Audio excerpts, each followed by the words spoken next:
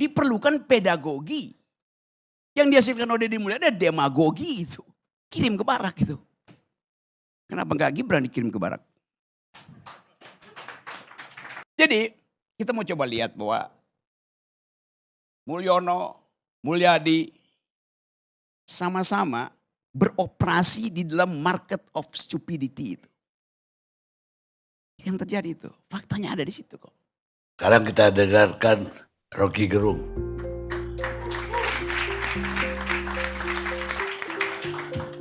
Oke, terima kasih Pak Karni. Saya agak tertipu malam ini. Karena saya nggak baca lagi. Judulnya saya iyain aja, ILC. Karena hari Senin lalu saya diskusi panjang dengan Pak Karni. Saya bilang dalam diskusi itu, Pak Karni berupaya untuk memahami keadaan opini publik menyangkut pemaksulan Gibran. Lalu saya bilang tidak perlu melewati proses konstitusi. Pak Harto jatuh tidak melalui proses konstitusi kok. Tapi dibisikin bahwa rakyat udah gak percaya. Lalu Pak Harto percaya bahwa rakyat tidak lagi percaya pada dia. Lalu dia kata saya mundur. Saya bilang ikuti aja hal yang sama dengan saudara Gibran. Bahwa rakyat udah gak percaya. Karena itu pembicaraannya, lalu Pak Karni bilang kita bahas ya hari Rabu. Saya iyain. Ternyata beda sama sekali. Padahal ada pepatah Latin bilang in vino veritas. Di dalam anggur ada kebenaran. Ternyata mungkin terlalu banyak wine malam itu. Ya oke lah, akhirnya saya mau sambungkan aja nih karena harus akhirnya mengucapkan sesuatu. Di Bandung mungkin 2 bulan lalu itu ada orang minta saya satu panggung dengan KDM King Deddy Mulyono. Jadi kemudian Kang Deddy bilang belum bisa karena lagi menstabilkan administrasi. Saya bilang ya serah, tapi bukan saya minta saya diundang gitu dan dia bersedia. Oke. Coba kita lihat ya apa yang saya ikuti apa yang kalian ucapkan tadi itu.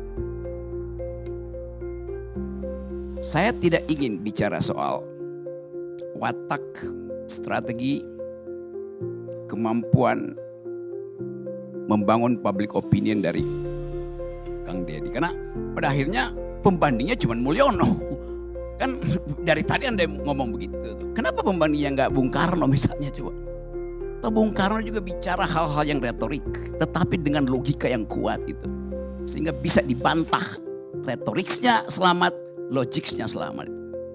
Jadi samar-samar saya mulai melihat bahwa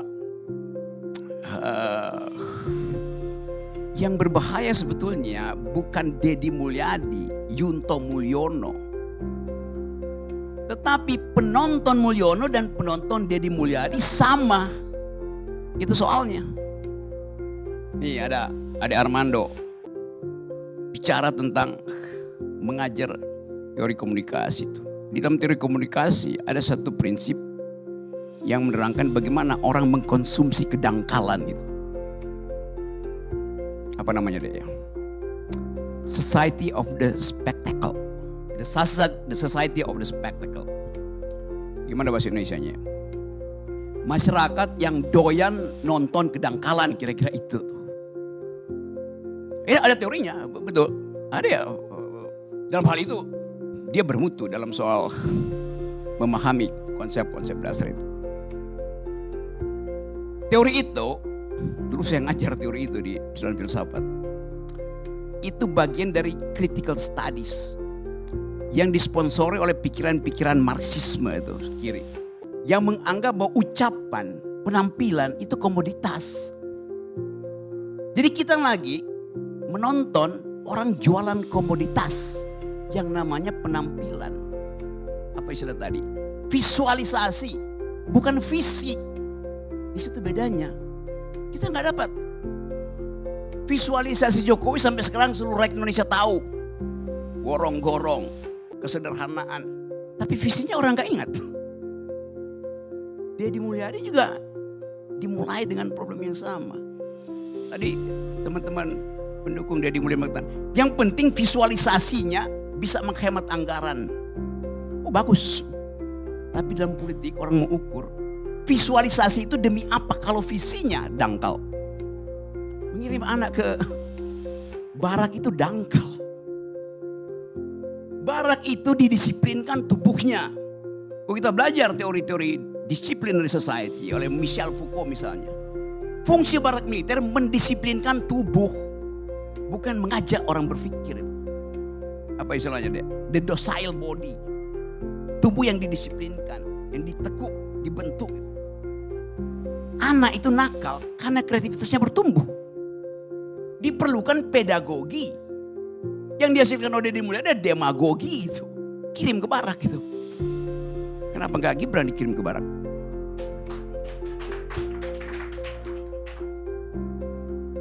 Atau ayahnya. Supaya didisiplinkan tubuhnya itu. Kan pikiran gak bisa didisiplinkan. Sementara itu ada anak didik. Gimana mendisiplinkan pikiran anak didik? Justru anak didik itu diprovokasi untuk berpikir nakal. Itu formative years-nya di situ kok. Pikiran kita itu dibentuk di dalam usia 5, 7 sampai 13 tahun. Di situ kenakalan itu fungsinya kreatif. Ya tentu aja ada emak-emak yang bilang, oh bagus anak gue masukin di situ tuh. Supaya berharap setelah masuk barak langsung dilantik jadi mayor. Lalu dalam 2 bulan jadi letkol. Kan ini dangkal sebetulnya.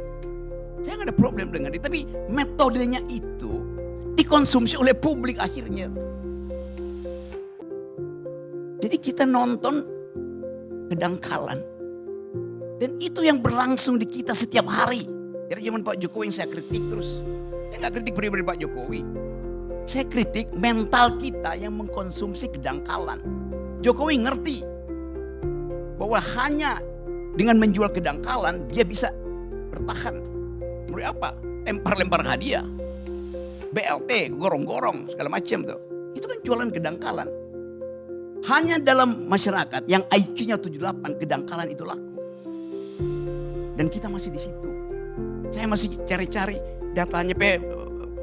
WHO bilang, World Bank bilang, memang masih 78. Anda lihat sekarang masih 78 IQ kita. Selama 10 tahun Pak Jokowi 78 terus. Akibatnya apa? Ya kedangkalan itu laku terus. Logikanya begitu. Jadi bagaimana mungkin kita mau upload sesuatu di dalam bentuk yang visioner. Kalau yang dihasilkan adalah visualisasi, bukan konseptualisasi. Itu soalnya di situ. Jadi kita mau coba lihat bahwa Mulyono, Mulyadi sama-sama beroperasi di dalam market of stupidity itu. Yang terjadi itu, faktanya ada di situ. Kita nggak lihat bertambah pengetahuan kita selama 10 tahun ini tentang ide itu. Jawa Barat tetap cara berpikirnya ya nggak maju-maju memang. Jawa Tengah sama aja. Artinya Indonesia nggak maju-maju, ukurannya jelas. Tidak bertambah IQ kita. Padahal itu yang diperlukan untuk compete. Duel dengan anak muda Eropa, anak muda Taiwan segala macam. Yang kita sebut bonus demografi. Itu juga yang menyebabkan kita seolah-olah ada dalam rasa malas untuk mengkritik. Saya mengkritik terus menerus. Tapi ya saya bicara aja nggak ada soal kan. Tapi kemudian buzzer, serbu Rocky Gerung. Rocky Gerung cerewet. Rocky Gerung mulutnya nggak bisa dikendalikan. Kenapa? Karena dia jomblo. Buset. Itu kedunguannya begitu. Padahal ada yang punya keluarga tetap dungu. Sebagai raja. Jadi kita mau bikin renungan ini kebetulan 21 Mei hari reformasi. Untuk melihat sebetulnya Di benak kita apa konsep kita tentang leader itu? Yang kita lihat sehari-hari adalah dealer, bukan leader.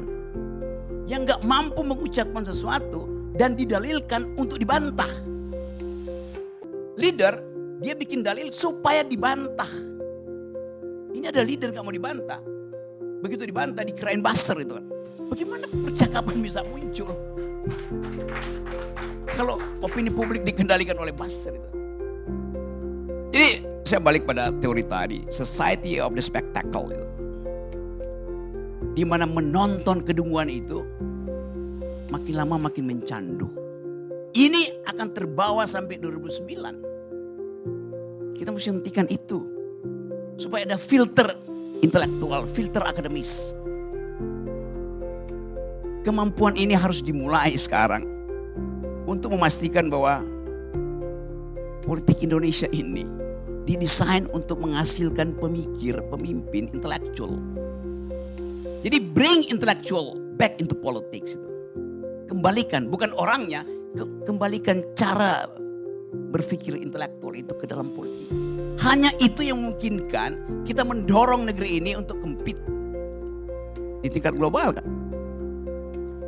Lihat diplomat-diplomat kita tuh, buta huruf, bertengkar di forum-forum internasional. Setiap kali saya ada di forum internasional, buset, memalukan. Panggil Deddy Mulyadi, bertengkar di forum internasional. Oh enggak, Deddy Mulyadi cuma mau jadi pemimpin Indonesia 2009. Tanggung. Artinya takut bertengkar di forum internasional. Sama dengan Jokowi, takut bertengkar di forum internasional. Dan kita diledek sebagai bangsa yang tidak bisa berpikir karena melihat satu dua orang tidak mampu berpikir internasional. Dan itu adalah prinsip pars pro toto. Sebagian dibebankan pada keseluruhan. ILC masih berpikir kok. Walaupun dia undang orang-orang yang gak bisa berpikir. Tapi faktanya ILC tetap ada.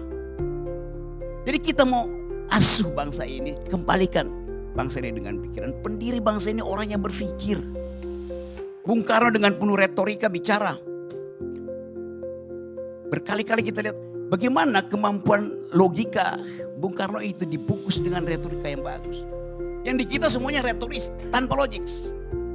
Satu waktu Bung Karno, ditanya sama wartawan, dalam persaingan politik dengan Sultan Syahrir, Bung Karno kalah, Sultan Syahrir jadi Perdana Menteri. Pasti jengkel Bung Karno. Wartawan sodorin. Mike, Bung, Anda kalah. Bersaing dengan Sultan Syahrir. Kata Bung Karno, seperti rotan. Saya tidak patah, saya hanya melengkung. Dia tahu dia kalah, tapi dia mampu mengucapkan saya tidak patah karena saya rotan, saya hanya melengkung. Terangkan itu pada Gibran, terangkan itu pada Mulyono, terangkan pada Deddy Mulyadi. Mampu nggak dia ucapkan itu? Dia bilang saya nggak mau ngomong, buzzer saya yang akan serbu kalian punya opini. It's stupid itu. Nah kepastian-kepastian ini yang kita berternak kedunguan. Tapi kita harus ucapkan lebih dari itu. Oke, silakan berternak kedunguan. Tapi konsumsilah itu untuk dirimu sendiri. Jangan pamerkan ke publik. Jadi sekali lagi, itu yang ingin saya ucapkan. Yang salah saya mengerti. Karena ternyata forum ini ada tentang KDM. Bukan tentang Fufu Fafa. Terima kasih.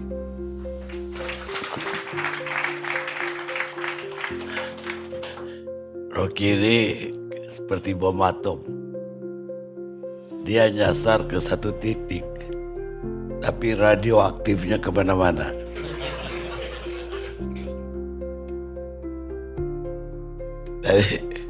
Jadi memang satu hari saya bilang kita akan main Fufu Fafa. Tapi ternyata isu itu tenggelam akhir-akhir. Jadi terpaksa kita berubah.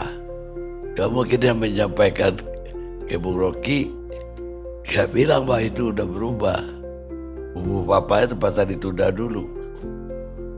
Karena kegawatan 21 Mei pun tidak terjadi pada hari ini. Hingga kita tempatnya nyari lagi apa yang tersisa. Deddy Mulyadi. Tapi begini, pemirsa, popularitas itu tidak seharusnya jadi kriteria untuk memilih politisi dalam sebuah pemilu. Sebab kalau popularitas jadi ukuran, maka Donald Bebe akan duduk di Senat Amerika.